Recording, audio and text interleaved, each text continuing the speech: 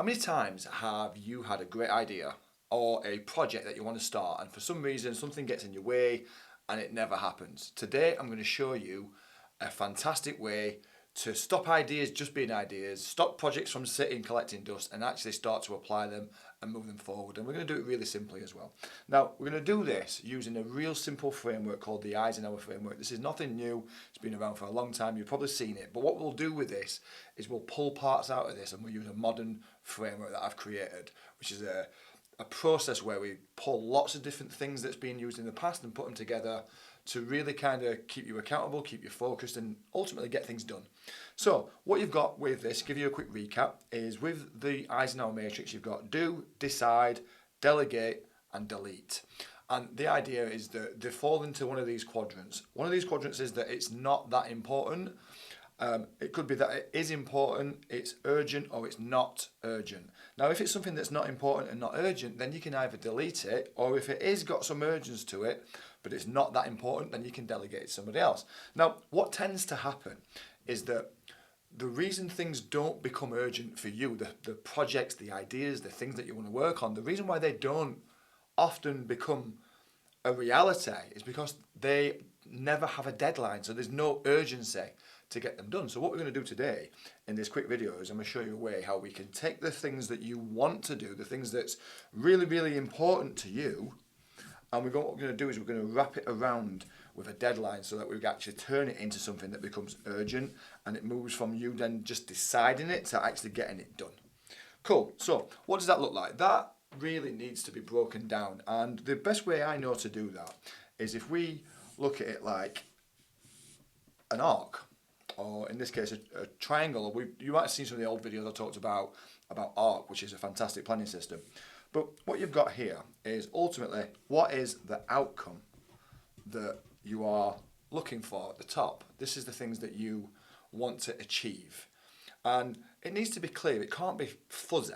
It needs to be really clear, because if you don't have a clear outcome, the minute that you bump into a hurdle, the minute something becomes a little bit of a pain, a little bit awkward, or you don't have the right tools in place to do it, you face some kind of pushback, you're going to quit, you're going to stop. So you've got to get really clear on not just what it is, but what, like the real detail, dial into the detail behind it.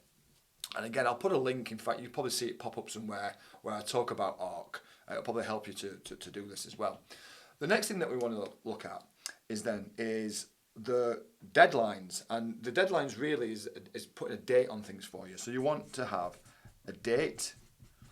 And what that allows you to do is to, as we said earlier on, move it from this space where you're going to decide that it's something that's important to you, but you're going to actually move it into becoming urgent. By giving it a deadline, a date that you need it to be done by, creates urgency. So now you've got a reason and something really driving you to get it done. And when it comes to this section, what you want to really do is you just want to peel back some of the layers. You want to get in a place where you understand the reason behind it, so you've got some burning desire. So this is what ARC is all about. The ARC is what do you want to achieve, what's the reason for wanting it, and what you're going to create. And that ultimately is the final step. Is over here is what steps are you going to take to get things done. So how do you build traction? How do you get momentum to go from one to the next, to the next, to the next, to the next? So you want to try and find a way to create some momentum. And once you've got this in place, what you have now is a way to take an idea, a thought that you've had, pick it out, tear it down, and get some real clarity. The next thing that we then do, let's get a different colour. We're going to use the purple one over here. We've used it for the square, but we're going to use it here as well. Then what we need to then do is we look at it as an arc. Over this side, we have where we drift. This is usually where we spend a lot of our time when we are having ideas, when we're having these brainwaves, these projects that we want to work on. And I've done it myself many times where I've wanted to do something and it's been on a whiteboard and I've looked at it and I've looked at it and it could be quite game changing, and I've just never done anything with it because I've never created a deadline. I've never created anything that gives it urgency. So we've got to make sure that we do that, because if we don't, we will just drift and it'll end up in the same suggestion pile as it's been all along. Over the other side, however, you've got a as done. So this is now a tick box, it's checked off and it's done, and you've got it from start to finish. And the thing is, it doesn't have to be perfect. It doesn't have to be the most finished and polished version. You want to get the project, the idea moving forward. It's all about the momentum. And the best kind of feedback that you're going to get is not the feedback from you thinking what's going to happen. The best feedback that you're going to get from any project or idea is the feedback from people, from the actions that you take and the feedback that it gives you. Because otherwise you're just going to you're going to stay in your head. And as Tony Robbins says, if you stay in your head, you're dead. You overthink everything. So we want to get out of our head as much as possible. So that leaves us in the middle where we have a decision to make. And so the decision is what gives you the fire. It gives you that's supposed to be a lightning bolt. I have no idea what I just dropped there. God, man, that's horrific. I'm not even going to continue to try and draw that, but it's supposed to be a lightning bolt. I'm actually really good at art as well. You won't think it with that, would you?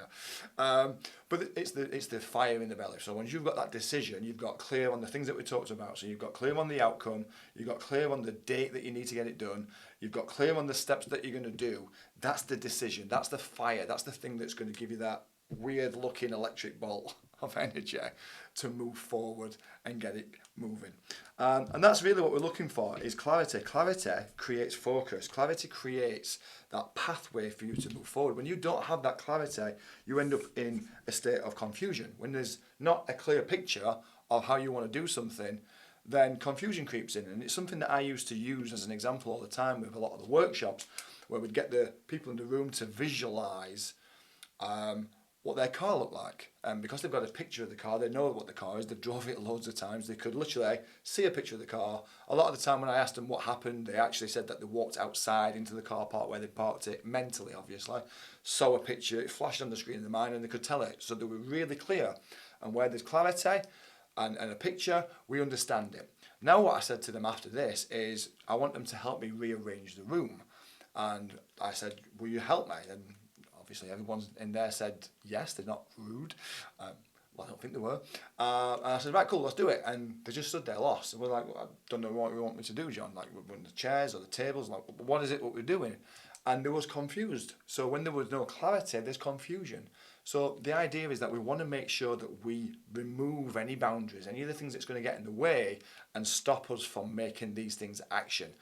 And so far, the reason that you've been doing it is because there's no deadline. There's no clarity, there's no deadline, and you don't know what the next steps look like. So the idea with this is it gives you the clarity over the outcomes. You decide or delegate, and some things that you want to do, you might not need to do. You might actually delegate it to somebody else. If you've got a team, you might delegate it to them. It might be something that when you look at it, you think, well, actually, we don't need to do this at all. We're going to just get rid of it, move it along, delete it.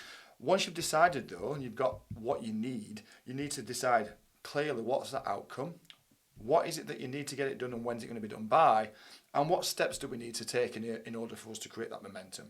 And then this gives you that firepower over here to move forward. Now, what we tend to do next is when we do this, we map it out and we use and again, you'll have seen this, if you watch some of the previous videos, you'll have seen it in there. What we'll have is we have then a process where we use a 6-week cycle. So over a period of 6 weeks, that's a calendar by the way, over a period of 6 weeks, we'll go through a stage as a cycle, and that is where we, I'd been a coach, we help you to stay on track, stay focused, and what we'll do along this journey is we look at it and we touch base every few weeks, and we look at it and say, right, this is a green light, things are going really, really well.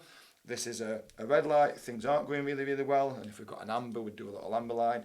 And really what we're going to look at is when we speak is how do we get the troublesome stuff back on track, back online, so that it's flying and moving in the right direction. So by the end of this cycle, when you get to the end of the 6 weeks, you've actually got the thing done. Now what we can do is we can then look at that and decide what the outcome was. Was it meh? We wasn't really that impressed by what happened. Was it done?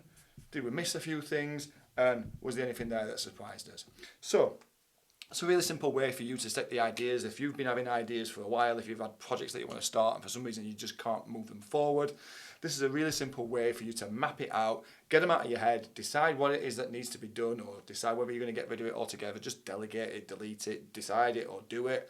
and then move it into a stage where you start to understand it. There's going to be some more videos popping around, and I'll link them to this as we're going through here as well.